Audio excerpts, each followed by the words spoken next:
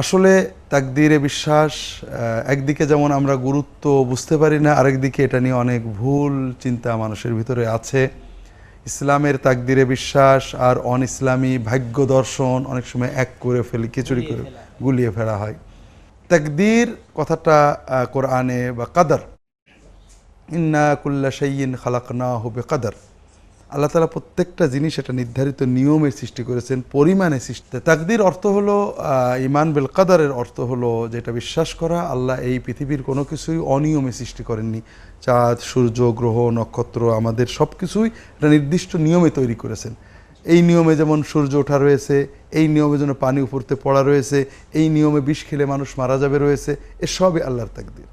দ্বিতীয় আর একটা বিষয় হলো তাকদীরে বিশ্বাস যেটা কোরআন এবং সুন্নাহ বোঝায়, যে আল্লাহ তার এলেম অনাদি অনন্ত।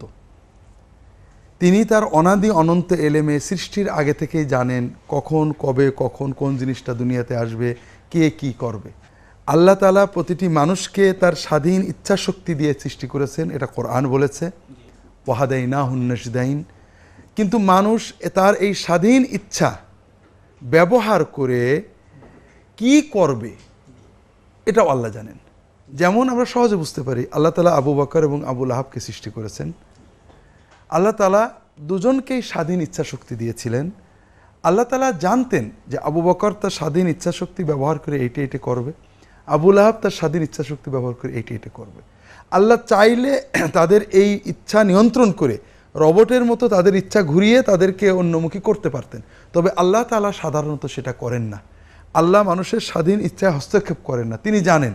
তবে তিনি কোনো মানুষের খারাপ কর্ম বারবার বেছে নেওয়াতে অসন্তুষ্ট হয়ে তার প্রতি রহমত বন্ধ করে দিতে পারেন। মানুষের ভালো কর্মে মনের আবেগে ইচ্ছাশক্তিকে ভালো কাজে ব্যবহার করার কারণে তার প্রতি আরও দয়া করতে পারেন।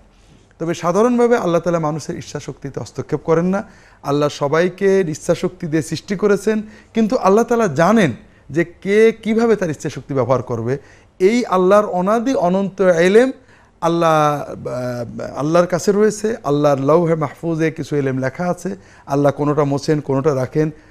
ইয়ামহুল্লাহু মা ইয়াশা ওয়া ইউসবিতু ওয়া ইনদাহু উম্মুল কিতাব। কিন্তু কি লেখা আছে কি আল্লাহ কিছুই আমাদেরকে জানাননি। এই অর্থটা যদি একটু বলতেন। আল্লাহ তাআলা বলেছেন, আল্লাহ তাআলা যা ইচ্ছা মুছে ফেলেন এবং যা ইচ্ছা রেখে দেন, মূল কিতাবটা তার কাছেই রয়েছে। তাহলে তাকদিরে বিশ্বাস অর্থ আল্লাহ তাআলা প্রত্যেকটা মানুষকে তার স্বাধীন ইচ্ছা শক্তি সৃষ্টি করেছেন। এই মানুষটা তার স্বাধীন ইচ্ছাশক্তি ব্যবহার করে কি করবে এটা আল্লাহ তাআলা নিজে জানেন। আল্লাহ তাআলা সাধারণত মানুষের স্বাধীন ইচ্ছাশক্তিতে হস্তক্ষেপ করেন না, আল্লাহ ইচ্ছা করলে করতে পারেন। এটা হলো তাকদিরের বিশ্বাস। আর এই তাকদিরে বিশ্বাসের গুরুত্ব অপরিসীম, এটা কোনো ভাগ্য বিশ্বাস নয়। তাকদিরে বিশ্বাসকে বুঝতে হলে আমাদেরকে তাকদিরের যারা পূর্ণ বিশ্বাসী ছিলেন মুহাম্মদ রাসূলুল্লাহ সাল্লাল্লাহু আলাইহি ওয়াসাল্লাম এবং সাহাবীদের জীবনে যেতে হবে। তাকদিরে বিশ্বাসটা আপনাকে অসীম ক্ষমতা এনে দেয়। তার মানে আমার আল্লাহর হাতে সব কিছু, আমি আমার আল্লাহর নির্দেশিত কাজ করে যাব, কোনো হতাশা নেই, ভয় নেই, দুশ্চিন্তা নেই, আমি এগিয়ে যাব। একটা জিনিস লক্ষ্য করুন, রাসূলুল্লাহ সাল্লাল্লাহু আলাইহি ওয়াসাল্লামকে আল্লাহ আগে থেকেই জানিয়েছিলেন আপনাকে আমি বিজয় দেব। ইন্নাল্লাযী ফারাদা আলাইকাল কুরআন রাদুকা ইলা মাআদ, তাকে আল্লাহ বিজয় দেবেন আল্লাহ বলেছেন, ওয়াদা করেছেন। তাকদীরের কথা আল্লাহ বলে দিয়েছেন। কিন্তু যখন আল্লাহ হিজরতের হুকুম করলেন তখন আল্লাহ রাসূল সাল্লাল্লাহু আলাইহি ওয়াসাল্লাম বলেননি যে আল্লাহ বিজয় দেবে আমি হেঁটে হেঁটে চলে যাব, আল্লাহর উপর ভরসা করে হাঁটতে থাকবো, অথবা আমি কিছু না করে চুপ করে বসে থাকবো আর ভাগ্যে যা আছে হবে না। তিনি সেই রাতের গভীরে ঘর থেকে বেরিয়েছেন, আলী রাদিয়াল্লাহু তাআলাকে শুয়ে রেখেছেন। তিনি যে পথে মদিনায় দিতে ঠিক তার উল্টো পথে রাতের গভীরে যে সেই সাওর গুহায় উঠে রেখেছেন, সেই গুহায় উঠে 3 রাত থেকেছেন সেখানে। এইভাবে একজন মানুষের জন্য যত কিছু দুনিয়ার কৌশল অবলম্বন করা যায় প্রতিটি কৌশলই তিনি অবলম্বন করেছেন। তাহলে তাকদিরে বিশ্বাস কোথায়? আসুন দেখেন তাকদিরে বিশ্বাস কোথায়। যখন কাফেররা ওই পদ চিহ্ন খুঁজতে খুঁজতে সেই সাওর গুহার পাশে পৌঁছে গেল, চারিদিকে দেখতে লাগলো যে এই পর্যন্ত তো এসেছে, কোথায় গেল? রাসূলুল্লাহ সাল্লাল্লাহু আলাইহি ওয়াসাল্লাম, আমি সাওর গুহায় গেছি। সাওর গুহাটা এমন যে অনেকটা নিচু চালের মতো, আর মাটির থেকে উঠে উপরে যে বসা। তো এই দরজা দিয়ে ঢুকলে অর্থাৎ এই গুহার মুখটা দিয়ে ঢুকলে ভিতর দিকে উঠে বসতে হয়। যারা বাইরে থাকে তারা মাটিতে মাথা না লাগালে ভিতরে কি আছে দেখতে পাবে না, কিন্তু ভিতরে যারা আছেন তারা খুব সহজেই বাইরের মানুষদের পা দেখতে পান। তো যখন বাইরে মানুষরা হেঁটে বেড়াচ্ছে কাফেররা অস্ত্র শস্ত্র নিয়ে, হয়তো আবু বকর রাদিয়াল্লাহু তাআলা আনহু বললেন যে ইয়া রাসূলুল্লাহ, এরা তো আমাদের কি উপায় হবে, আমার তো ধরে ফেললো। তখন রাসূলুল্লাহ সাল্লাল্লাহু আলাইহি ওয়াসাল্লাম কি বললেন, লা তাহজান ইন্নাল্লাহা মা'ানা, কোনো চিন্তা করো না, আল্লাহ আমাদের সাথে আছেন। এটা হলো তাকদীর বিশ্বাস। অর্থাৎ তাকদীরে বিশ্বাস আপনার হৃদয়কে সকল দুশ্চিন্তা থেকে মুক্ত করবে, যে আল্লাহর ফয়সালা যেটা, আমাকে আল্লাহ বলেছেন, আমি কাজ করেছি, আমি পড়ালেখা করেছি, চাকরি করেছি, ইন্টারভিউ দিয়েছি, আমি নদীতে ঝাঁপ দিয়েছি, আমি আল্লাহর নির্দেশ মতো সব করেছি, কিন্তু ফলাফল তো আল্লাহর হাতে, আল্লাহ জানেন। কাজে ওই জন্য আমার কোনো দুশ্চিন্তা নেই, আল্লাহ রহমান রহিম আমার রব, তিনি যেটা করবেন সেটা হবে। তাহলে তাকদীরে বিশ্বাস আমাদেরকে সকল দুশ্চিন্তা থেকে মুক্ত করে, কর্মে উদ্দীপনা দেয়, সকল হতাশা থেকে মুক্ত করে। এটা হলো তাকদীর বিশ্বাস, কর্ম করতে উজ্জীবিত করে, হতাশা থেকে মুক্ত করে। আর যদি কেউ এই তাকদীরে বিশ্বাসকে ওই ভাগে যা আছে হবেই করব না, এটা হলো মানে শয়তানের ওয়াসওয়াসা, কাফেররা এটা বলতো, কোরআনে বিভিন্ন জায়গায় আসছে, এটা হলো ইসলামী শরীয়তের সম্পূর্ণ ভুল ব্যাখ্যা। আল্লাহ বলছেন কর্ম করো, ভবিষ্যতের জন্য দুশ্চিন্তা করো না, আল্লাহ ফয়সালা দেবেন।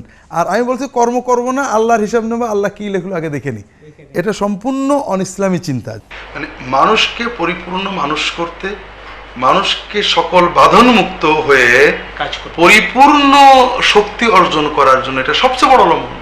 আল্লাহ কোরআনকে বারবার লেখা, ইলা তাসাউ আলা মা ফাতাকুম ওয়ালা মা আসাবাকুম, মানুষ কোনো বিপদে ব্যথিত মানে হতাশ হবে না, কোনো প্রাপ্তিতে অহংকারী হবে না, কোনো প্রাপ্তিতে সীমালঙ্ঘন করবে না, কোনো দুর্ভাগ্যে হতাশ হয়ে আসবে না, বরং সে সবসময় কর্ম উদ্দীপনায় থাকবে যদি সত্যিকারের তাকদীরে বিশ্বাস হয়। আমি রাস্তা থেকে বেরিয়েছি, গাড়িতে আসছি, আমি আমার কর্ম যে চলে যাচ্ছি, আমি কখনো দুশ্চিন্তা করছি না আমার গাড়ি নষ্ট হবে না হবে, এটা তো আল্লাহর ফয়সালা, আমি আমার কাজ করে চলেছি। আর তাকদীরে বিশ্বাসের সত্যিকারের প্রয়োগ রাসূলুল্লাহ সাল্লাল্লাহু আলাইহি ওয়াসাল্লাম একটা হাদিসে খুব সুন্দরভাবে শিখিয়েছেন। তাকদীরে বিশ্বাস কিন্তু কর্মের আগে নয়, কর্মের সাথে, কর্মের পরে। তো আল্লাহর নির্দেশ কর্মকে এগিয়ে নেবে, কর্মের সাথে সাথে অহংকার এবং দুশ্চিন্তা মুক্ত করবে তাকদীরে বিশ্বাস, কর্মের পরে হতাশা থেকে আমাদেরকে রক্ষা করবে তাকদীর বিশ্বাস। এটা রাসূলুল্লাহ সাল্লাল্লাহু আলাইহি ওয়াসাল্লাম একটা হাদিসে সুন্দর দিয়েছেন, বেশি বলার তো সময় হবে না। রাসূলুল্লাহ সাল্লাল্লাহু আলাইহি ওয়াসাল্লাম বলছেন, আল মুমিনুল কাওয়িয়্যু খায়রুন ওয়া আহাব্বু ইলাল্লাহি মিনাল মুমিনিদ দাঈফ, শক্তিশালী মুমিন আল্লাহ তাআলার কাছে দুর্বল মুমিনের চেয়ে বেশি ভালো, বেশি প্রিয়।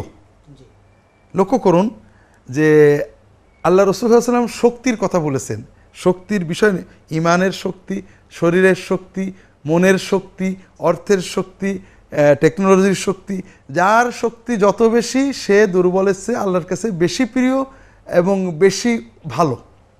খায়রুন ও আহাব ওয়াফি কুল্লিন খায়র, তার মানে এই নয় শক্তি একটু কম আছে বলে ওই মোমেন খারাপ, তা নয়। যতক্ষণ ইমান আছে অফি কুল্লিন খায়র, দুর্বল এবং ভালো সকল মোমেনই আল্লাহর কাছে ভালো, তবে যে ব্যক্তি সবল শক্তিশালী সে আল্লাহর কাছে বেশি ভালো, বেশি প্রিয়। দুর্বল মুমিনের চেয়ে শক্তিশালী মুমিন আল্লাহ হ্যাঁ জি, সেই শক্তি দেহের হতে পারে, মনের হতে পারে, আত্মার হতে পারে, ইমানের হতে পারে, টেকনোলজির হতে পারে, জ্ঞানের হতে পারে, যে কোনো শক্তি দুর্বলতার চেয়ে ভালো। এরপরে শক্তির উদাহরণ দিয়েছেন রাসূলুল্লাহ সাল্লাল্লাহু আলাইহি ওয়াসাল্লাম, ইহরাস আলা মা ইয়ানফাউকা ওয়াস্তাইন বিল্লাহ, তোমার যেটা ভালো মনে করছো তোমার জন্য কল্যাণকর, এটা অর্জনের জন্য প্রাণপণে চেষ্টা করো, একেবারে সাধ্যমতো চেষ্টা করো। তোমার জন্য কল্যাণকর যেটা, লেখা পড়া, শিক্ষা, কর্ম, চাকরি বাকরি, দিন দুনিয়ার যেটা তোমার জন্য ভালো মনে করো, এটার জন্য প্রাণপণে চেষ্টা করো। ওয়ালা ওয়াস্তাইন বিল্লাহ, এবং আল্লাহর কাছে সাহায্য চাও, আল্লাহর সাহায্য চাও, চেষ্টা করে যাও। ওয়ালা তাআজাজ, হতাশ হও না, কখনোই মনে করে না আমি পারবো না, অক্ষমতা প্রকাশ করো না, এগিয়ে যাও। তুমি সব করলে, এগিয়ে গেলে, সাধ্যমতো চেষ্টা করলে, ফাইন আসাবাকা শাইউন, তোমার আশার বিপরীত খারাপ ফল হয়ে গেল, তুমি ব্যর্থ হলে, ফালা তাকুলান্না লাউ, তখন তুমি বলো না যদি এইটা করতাম তাহলে হয়তো এইটা হতো, যদি এইটা না করতাম তাহলে হয়তো এইটা হতো, যদি এইটা করতাম তাহলে হয়তো ওইটা হতো। খবরদার অতীতকে নিয়ে হতাশ করো না, এখানে তাকদীর বিশ্বাস। তুমি কি বলবে, ফাইন্না লাওয়ান তাফতাহু আবওয়াবাশ শায়তান, তুমি যখনই অতীতকে নিয়ে হতাশা বোধ করবে, আফসোস করবে, এইটা করলে হয়তো এইটা হতো, ওইটা করলাম বলে বোধহয় এই ফলটা হলো, আহা যদি ওইটা না করতাম তাহলে হয়তো এইটা হতো না, এটা শুধু শয়তানের দরজা খুলে দেবে, শয়তান তোমার হৃদয় দখল করে নেবে, ওই আফসোস করতে করতে বাকি জীবন চলে যাবে, তোমার জীবনটা আফসোসেই ভরে যাবে, তুমি কোনো আর প্রোডাক্ট করতে পারবে না। না, তোমার শয়তান তোমার কল্প দখল কেনে। শয়তানের দখল মানেই হতাশা, দুশ্চিন্তা, উদ্দীপনা শেষ করে দেওয়া, আল্লাহর রহমত থেকে নিরাশ হওয়া। তুমি কি করবে? ওয়ালাকিন কুল কাদারুল্লাহি ওয়া মা শাআ ফাআল। তুমি কি বলবে? এখানে তকদির, আল্লাহর তকদির, আল্লাহর ফয়সালা, আল্লাহ যেটা করেছেন আলহামদুলিল্লাহ, আল্লাহর মর্জি মতোই হয়েছে, আমি রাজি আছি, আমি পরেরটা করতে চেষ্টা করব। এইটা হলো তকদির বিশ্বাস। তকদিরে বিশ্বাস আমাদের বিপদে আপদে হতাশা থেকে রক্ষা করে, দুশ্চিন্তা থেকে, কর্মের সময় দুশ্চিন্তা। আমরা অনেকেই হবে, এটা কি হবে, এত কিছু করলাম, আসলে কি হবে। লক্ষ্য করবেন আমাদের জীবনের অধিকাংশ দুশ্চিন্তা এবং হতাশা অনাগত ভবিষ্যৎ নিয়ে, যে আমি জানি না। হ্যাঁ, এটা আসলে কি হবে, এত কষ্ট করলাম, চাকরিটা হবে, এই বিয়ে করলাম, কি হবে, এইটা হবে কি না। আর তকদিরে বিশ্বাস এই হতাশা সম্পূর্ণ মুছে দেয়। তকদিরের বিশ্বাস যত গভীর হবে, হতাশা হৃদয়ে আসবেই না। আমরা এটা একার বাস্তব জানি যে তকদিরের বিশ্বাস, আল্লাহর উপরে আস্থা, আল্লাহ আমাকে দেখছেন, আল্লাহর ফয়সালা যা হয় হবে, আপনার আর কিছুই দুশ্চিন্তা থাকবে না। আপনি গর্তে পড়ে গেলেও আপনার মনের ভিতরে যেটা হবে যে না, আল্লাহ তাআলা আমার জন্য এটা ফয়সালা করছেন, আলহামদুলিল্লাহ, এর ভিতরে নিশ্চয়ই ভালো আছে, আমি এগোতে থাকি। এটাতে কি মজার, কি আনন্দের, এটা মানে একবার প্র্যাকটিস না করলে বোঝা যাবে না। তকদিরে বিশ্বাস আমাদেরকে জীবনের যত হতাশা, যত দুশ্চিন্তা, এইটা করছি কি হবে। প্রতিটি মানুষ কর্ম করে আর দুশ্চিন্তা করে, ধান বনে দুশ্চিন্তা করে, জাল ফেলে দুশ্চিন্তা করে, ছেলেকে স্কুলে দেয় দুশ্চিন্তা করে, পরীক্ষা দেয় দুশ্চিন্তা করে, শুধু ভবিষ্যৎকে নিয়ে। আর ভবিষ্যৎ কেন্দ্রিক সকল দুশ্চিন্তা আল্লাহ তাআলা আমাদের অন্তর থেকে মুছে দেন এই তকদির বিশ্বাসের মাধ্যমে। এবং আপনার এই কথা দ্বারা এটাও প্রমাণিত হলো যে ভবিষ্যৎ কেন্দ্রিক যে দুশ্চিন্তাগুলো আমরা করি, এগুলো আসলেই অনর্থক এবং অবৈধ। এটা তো আমরা জানি না ভবিষ্যতে কি হবে, জানেন আল্লাহ তাআলা। না, এখানে অবৈধতার বিষয়টা হলো অন্যটা। সেটা হলো আল্লাহর রহমত থেকে, যে আল্লাহ আমাকে সে আল্লাহ আগামীকালের ফলটা খারাপ করবে, এই আল্লাহ আমাকে রহমত করবে না, এটা তো নাজায়েজ বিষয়। আমরা বরং আস্থা নেব, অবশ্যই ভালো করবে আল্লাহ, অবশ্যই ভালো করবে, ভালো চান এবং ভালো করবেন। মুমিনের জন্য যেটা ভালো সেটাই করবেন। সেটা হয়তো নগদ ফলাফল একটু 19-20 হতে পারে, কিন্তু ওটা আমার জন্য ভালো আনবে।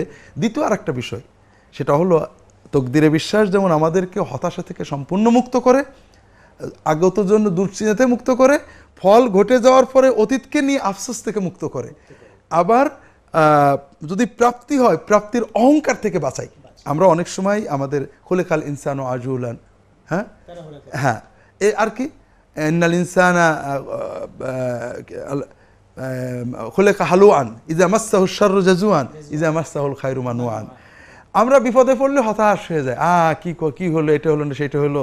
আর যদি কিছু পাই অহংকারী হয়ে যায়। এটা আমাদের বাস্তব। কেউ পরীক্ষার আগে কাঁদছে, ভোটের আগে কাঁদছে, মানে দোকান খোলার আগে কাঁদছে, আল্লাহ তুমি না দিলে কিচ্ছু হবে না।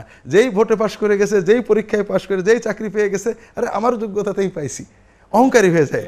জি, কিন্তু তকদিরের পরিপূর্ণ বিশ্বাস আমাদেরকে এই অহংকার রূঢ়তা থেকে রক্ষা করে, হৃদয়কে উজ্জীবিত রাখে। আলহামদুলিল্লাহ, আল্লাহ লিখছিলেন বলে পাইছি, আল্লাহ দিয়েছেন বলে পেয়েছি।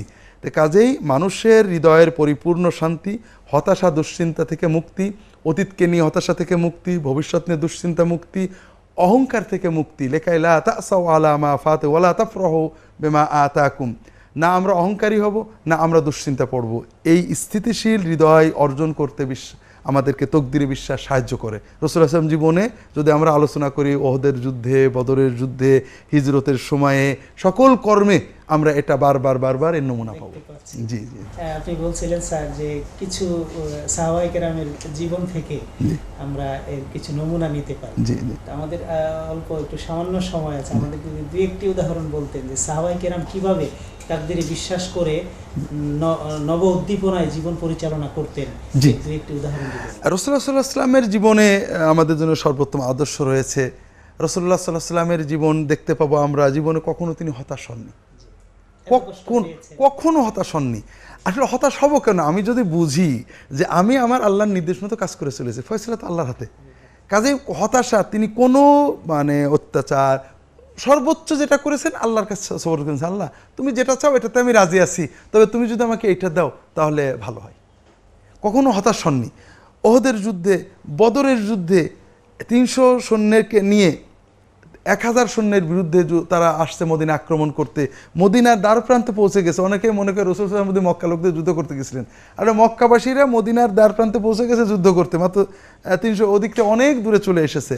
তো যাই হোক, তো সেখানে মাত্র 300 জন সাথী নিয়ে যুদ্ধ করবেন, আল্লাহর উপর সম্পূর্ণ ব্যবস্থা গ্রহণ করে এরপরে আল্লাহর কাছে দোয়া করেছেন, আল্লাহ তুমি যেটা ফয়সালা করো। তো এইভাবে আমরা সাহাবীদের জীবনে এরকম রয়েছে, হয়তো আবু বকর রাদিয়াল্লাহু তাআলা, ওমর রাদিয়াল্লাহু তাআলার জীবনে প্রত্যেকে মানে কখনোই ফলাফলের জন্য হতাশ হননি। এটা আরও বিস্তারিত বলতে গেলে অনেক সময়ের প্রয়োজন। আমাদের যদি সত্যিকারের তকদির বিশ্বাস অর্জন করতে হয়, রাসূলুল্লাহ সাল্লাল্লাহু আলাইহি ওয়াসাল্লাম, সাহাবীগণ যারা পরিপূর্ণ তকদির বিশ্বাস করতেন তাদের জীবনীটা পর্যালোচনা করতে হবে।